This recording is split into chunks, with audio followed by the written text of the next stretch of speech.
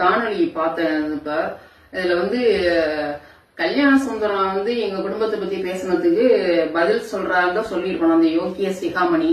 ஆனா அவன் என்ன சொல்றான்னாக்கா, விக்னேஷுடைய தாயார் எந்த அரசியல் கட்சியில இருந்துகிட்டு அவங்க என்ன மாதிரியான காசு சம்பாரிச்சு பொருளாதாரம் வசூல் பண்ணிட்டு இருக்காங்கன்ற மாதிரி என்ன குற்றச்சாட்டு சொல்லிட்டு இருக்கான். நான் ஒரு தன்னலமற்ற தரமான அரசியல் செஞ்ச சிவப்பு துண்டுக்கு சொந்தக்காரரின் மகள்.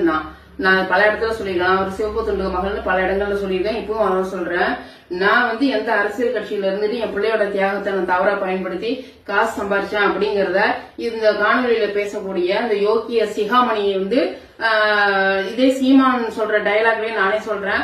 சீமான் தான் சொல்லுவாங்க அடிக்கடி, நல்ல தாய்க்கும் தகப்பனுக்கும் பிறந்தவனா அப்படின்னு. அதே மாதிரி நல்ல தாய்க்கும் தகப்பனுக்கும் பிறந்தவனா இருந்தா சீமான், கயல்விழி இவங்களோட நேரா மன்னார்குடி நாம் தமிழர் கட்சியினுடைய வேட்பாளர் மரியாதைக்குரிய அண்ணன் பாரதி செல்வன் அவர்களை நேர்ல வச்சு பேச நான் தயாரா இருக்கேன். இவங்க ஒரு தாய் தகப்பனுக்கு, ஏன் நல்ல தாய் தகப்பனுக்கு பிறந்தவனா இருந்தா நேர்ல இவங்ககிட்ட விவாதம் பண்ணணும். நான் எந்த அரசியல் கட்சியில இருக்கேன், நான் என்ன காசு சம்பாரிச்சேன் அப்படிங்கறத இவன் நிரூபிக்கணும். முதல்ல இவன் நல்லவனா இருந்தா, யோக்கிய சிகாமணியா இருந்தா நிரூபிக்கணும்.